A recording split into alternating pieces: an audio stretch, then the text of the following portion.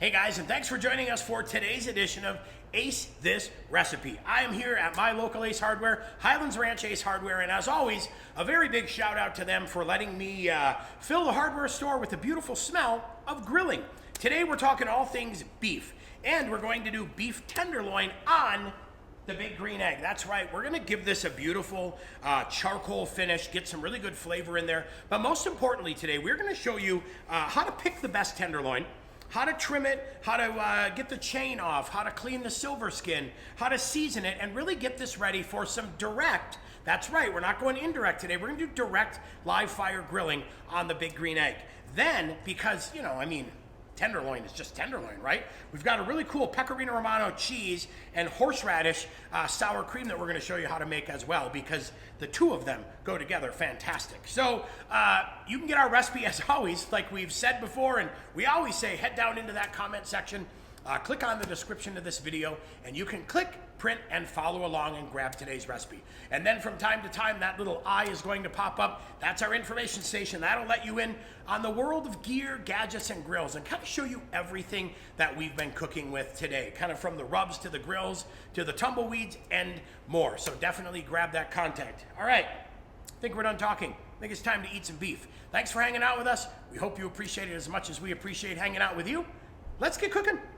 Okay, let's do a little bit of a food flyover, right? Talk you through kind of what we bought. And as you can see on the package here, flip that guy around there, this is a USDA choice tenderloin. We went with a whole tenderloin, which includes the head, the tail, and the barrel. We bought it unclean because I wanted to show you how to trim it. You have a couple different options when it comes time to buying tenderloins that we'll talk about once we get that package open and ready to go. Today's rubs, we're gonna do a little bit of our rub-a-dub seasoning and a little bit of our prime rub, kind of a 50-50 blend.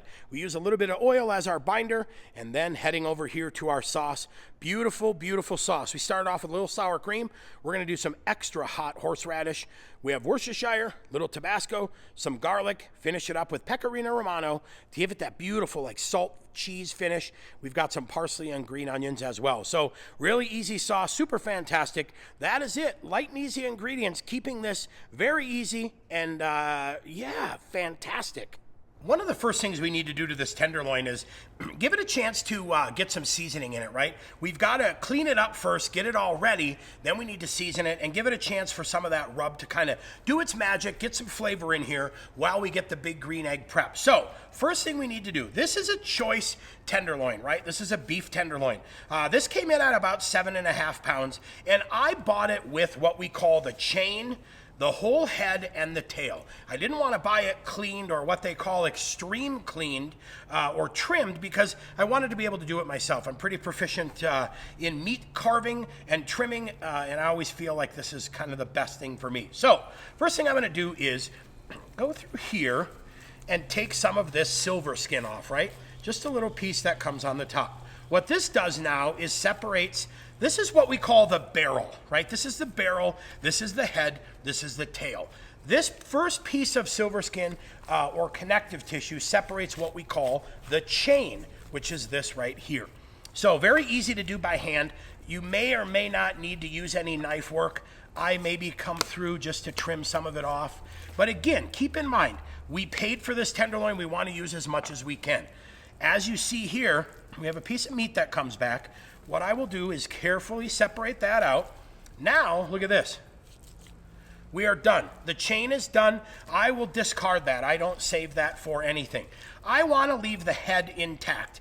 This is a tenderloin that we're going to carve and serve for dinner, and I'm okay serving the head piece, the barrel, and the tail piece because, again, we paid for it. We want to serve it. So now what I'll do is get a little trim up in here just to get some of that off, right?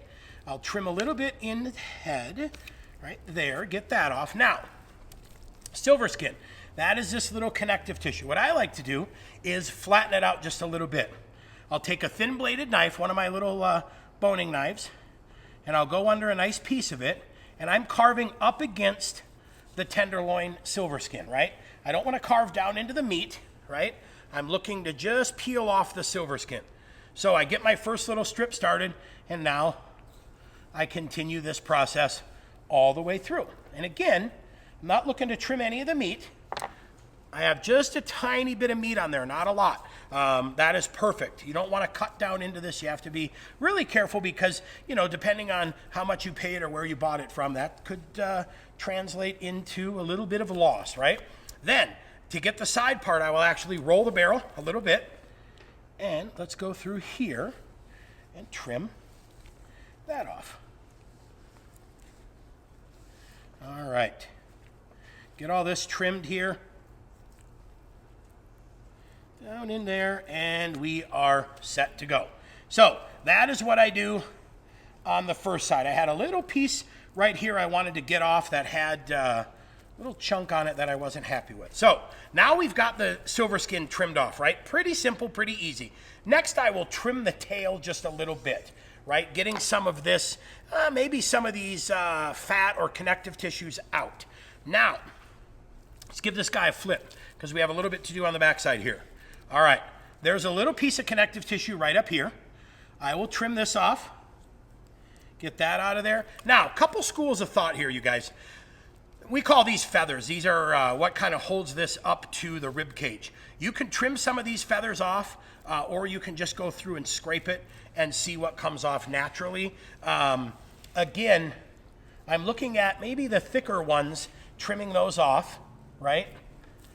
And maybe some of the thinner ones, leaving them there, like these guys. So clean it as much or as little as you like. These feel okay to me, so I'm gonna leave them where they're at. I had a couple ones that needed to come off. We took those off. So now that we are done, look at that. Totally cleaned, ready to go. Except this tail needs to come under a little bit because now I wanna make this the same size all the way through. So by putting that tail under, what we call tucking the tail, now we've got this all set and ready to go. We are all trimmed up, right? So we took our time and got it trimmed to where we want. Now we're doing our little rub-a-dub and prime rib rub-a-dub mixture. And I'm about 80-20. So about 80% rub-a-dub, 20% prime rib rub-a-dub. So first thing I'm gonna do, very light coating of oil, right? And I wanna get the whole barrel, the tail, everything. All right, we'll get that guy set. Next, I will go through and season as light or as heavy as I like. You guys know we always say that. Don't ever let someone tell you how much you have to put on there. Do it as light or as heavy as you prefer, right? It's all about flavor, and you guys getting the flavor you want is definitely what it's all about. So now I've got this guy seasoned. I'm gonna let this sit for a little bit, right? I just want that to coat, and then let's get it flipped over a little bit, and we're gonna do the same thing on the backside. Then, like I said, we're gonna let it sit for a little bit, and that sit for a little bit, it for me is about the time it takes to get the big green egg all set and ready to go. So give this a nice little seasoning here. Got it on the side of the barrel. I've got the tail. I'm gonna go ahead and get it under there as well. Get that guy tucked.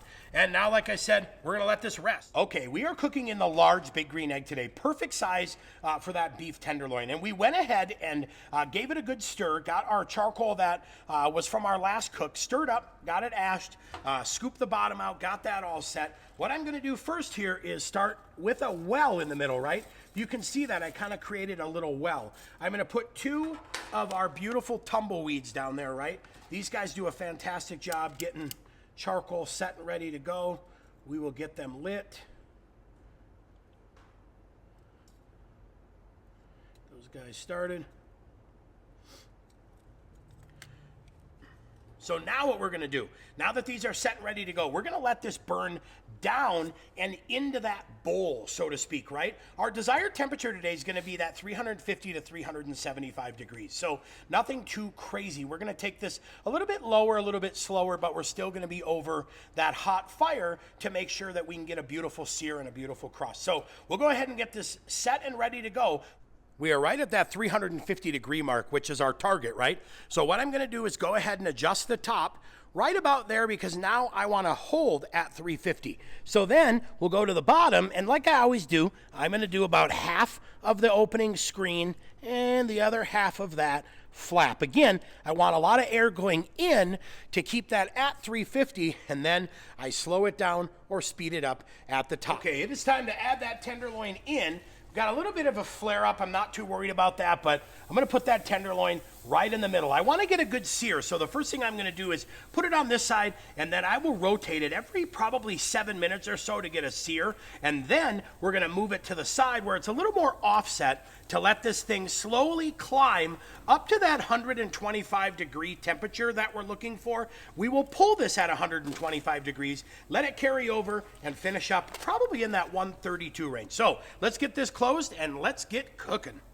Temperature is holding beautifully at 350. We now open this up, and don't worry if your charcoal ignites a little bit. That's going to happen when you all of a sudden give it a big rush of air. But look, we move the tenderloin into the front. This is going to be our cooking position now while we get this finished. When we get ready to check temperature, we're going to do it right in the middle of the barrel using our big green egg thermometer. We're going to go ahead and shut this. We'll come back maybe after about 20 minutes and check temperature on our climb to 125 degrees. As you can see, we're at about 63.5 degrees. We've got that thermometer right into the middle of the center part of the tenderloin. We're going to go ahead now.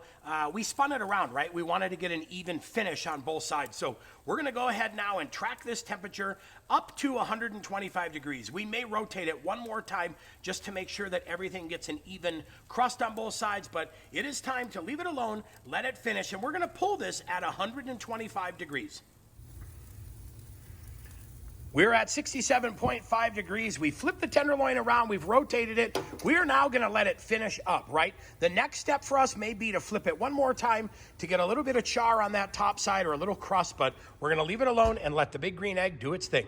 That right there, tenderloin perfection. We pulled this at 126 degrees. We're going to let it carry over. The beauty of it, it's going to carry over very soft. This won't carry over as hard as maybe a steak or some other very, very hot cooked items. We had this at 350 degrees. The big green egg did a really fantastic job getting everything set and ready to go. So we'll let this rest for the last couple minutes. And don't forget, you can head up to that eye. That is our information station. That's going to let you into all the world of gear, gadgets, and grills. Show you everything we use today on the big green egg, all the rubs as well. And then don't forget, give us your comments and let us know what you'd like us to cook, because your comments always lead us to where we are today. So head down to that comment section and tell us, what would you like to learn? How can we be more helpful? And what do you want to see in your next Ace This Recipe video? And then while you're down there, don't forget to subscribe. That's right, ring the bell, hit those notifications, and you'll be notified when the next Ace This Recipe video and more are live, so you can like enjoy and drool and all that good stuff. And then don't forget to tell your friends and family as well. It is time to subscribe to the Ace Hardware YouTube channel so they don't miss out. I mean, they don't want to have FOMO, that fear of missing out. Let them in on all these cool secrets and more. And then I'll tell you what, if you're wondering, like, you did tenderloin on the big green egg, right? Beautiful beef tenderloin. What else is there? Well, I'll tell you what, at the end of this video, be sure to click on the other videos we have where Ray Lampe, that's right, Dr. Barbecue and I hang out in the Big Green Egg Culinary Center in Atlanta and have a fantastic time doing all things turkey. So we taught you how to do the beef tenderloin. Ray and I will teach you how to do the turkey, and life is good. Now, it is time to get in here and let's do this, right? Let's get in here and give this a cut and show you exactly what we were talking about. That right there. That is tenderloin perfection. Beautiful cook on here, beautiful color, and more. I am going to chop from the tail, this little guy right here. I'm going to do my normal quality control. I have to do it for quality control. A little bit of our horseradish sauce. Now, the cool thing about the horseradish sauce, I'm actually drooling. Ready for some beef. Cool thing about the horseradish sauce, get that beautiful snap from that hot horseradish, little kick from that cayenne, but then the sour cream, the garlic, and the cheese just mellow it out. It's perfect. It's totally perfect. Cheers. Yeah. That is awesome. Thanks so much for cooking with us.